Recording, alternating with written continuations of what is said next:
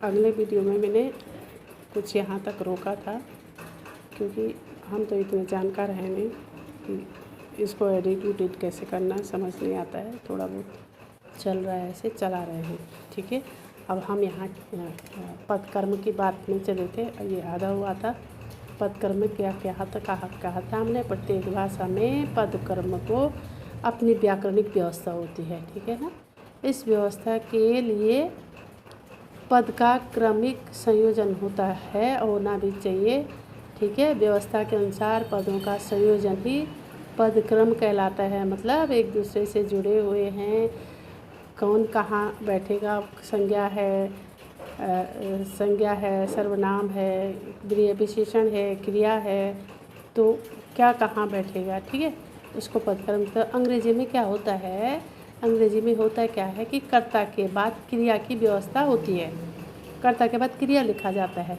लेकिन अपनी हिंदी में क्या, और उसके बाद कारक चिन्ह आते हैं अंग्रेजी में, ठीक है। और हिंदी में क्या होता है, हिंदी में पहले क्या होता है, हिंदी में क्रिया लास्ट में आती है, अंत में आती है, ठीक है। यदि वाक्य का क्रम सही नहीं होता तो उसके अर्थ भी स्पष्ट नहीं होंगे, ठीक है। उसके अर्थ स्पष्ट नहीं होंगे। मैंने बताया था आपको, अगर मैं इसको लिख दूं, जाएगा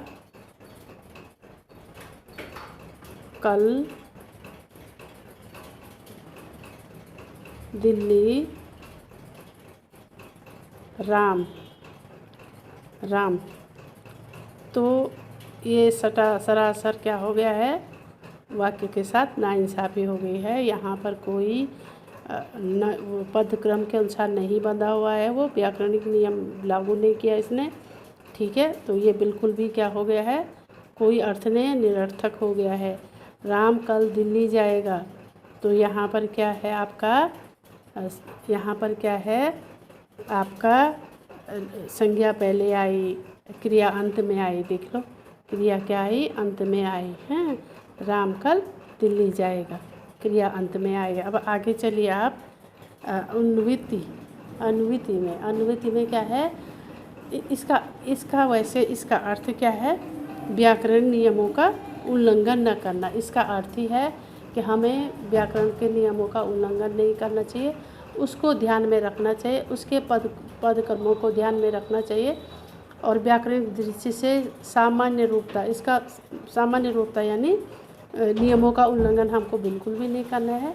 वाक्य में पहले पदों का प्रयोग करते समय व्याकरणिक नियमों का उल्लंघन नहीं होता है, नहीं तो क्या होता है, अशुद्ध माना जाएगा। अब लड़का खाती है, अभी लड़का खाती है, लड़का खाती है, लड़की सोता है, दोनों के दोनों वाक्य गलत हैं। यहाँ पे लिंग वचन वगैरह वगैरह किसी का हमने क्या नहीं दिया, ध्यान नहीं दिया।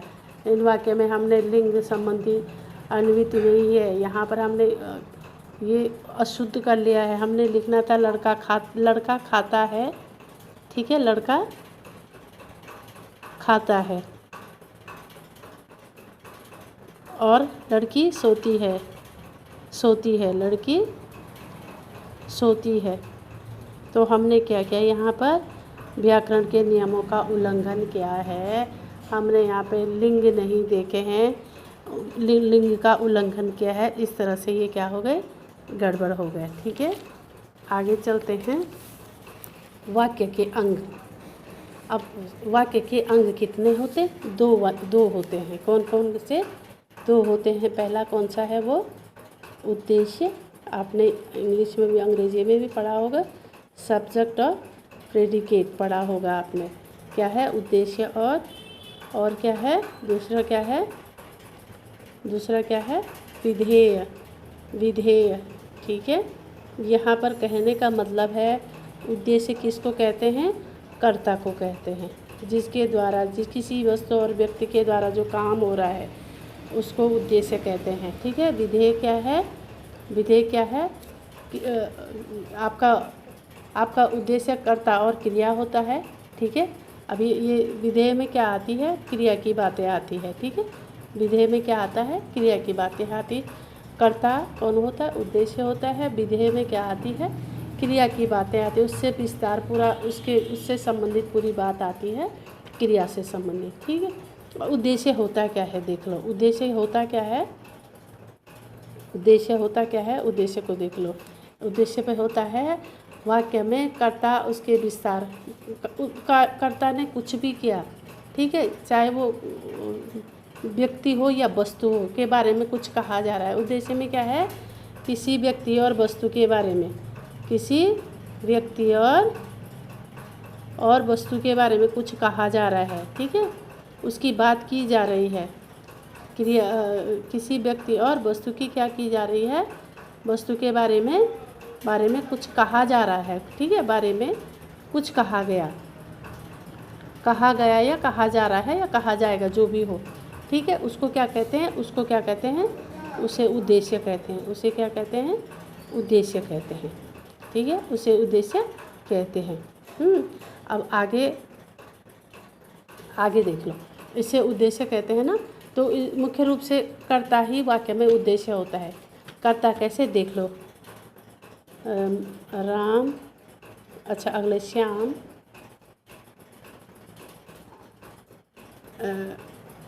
शाम क्रिकेट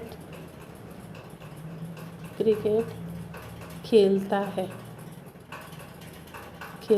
है, ये देख लो, यहाँ पे देख लो, यहाँ पे देख लो, इसके बारे में कह रहे हैं हम। यानी हम उद्देश्य को अगर समझ रहे हैं तो हम यहाँ पर उद्देश्य की ही बातें करेंगे। तो उद्देश्य कर्ता है, कर्ता बोला था, कर्ता ही श्याम है। कौन है कर्ता, श्याम करता है।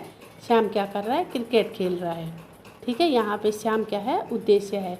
अब देख लो विधेय में क्या हो गए, और विधेय में क्या हो जाएगा, विधेय में ये सब आ जाएगा। विधेय में ये देख लो, यहाँ पर देख लो, ये किसके में आ जाएगा, विधेय में आ जाएगा ये सब। और ये किस में आएगा, श्याम, उद्देश्य में आ जाएगा। उद्देश्य में, सॉरी मैंने ये पहले ही लिख लिया था, इसलिए थोड़ा खच हो गया है। आपका उद्देश्य क्या है, देख लो। उद्देश्य पहचानना, हमें सब्जेक्ट पहचानना है। श्याम क्रिकेट खेलता है, तो ये श्याम है और ये उद्देश्य आया, और क्रिकेट खेलता है ये क्या है, विधेय आया। और विधेय तो क्या है, क्रिया है, ठीक है। और उद्देश्य ही क्या है, कर्ता है। तो वाक्य के अंग में कितने होते हैं, दो अंग होते हैं इसके, क्रिया और कर्ता। कर्ता और क्रिया के विस्तार को उद्देश्य और विधेय कहा जाता है, ठीक है। और यहाँ पर उद्देश्य बता दिया मैंने आपको, विधेय बता दिया, ठीक है। अब यहाँ पर चलते हैं, अब वाक्य के कितने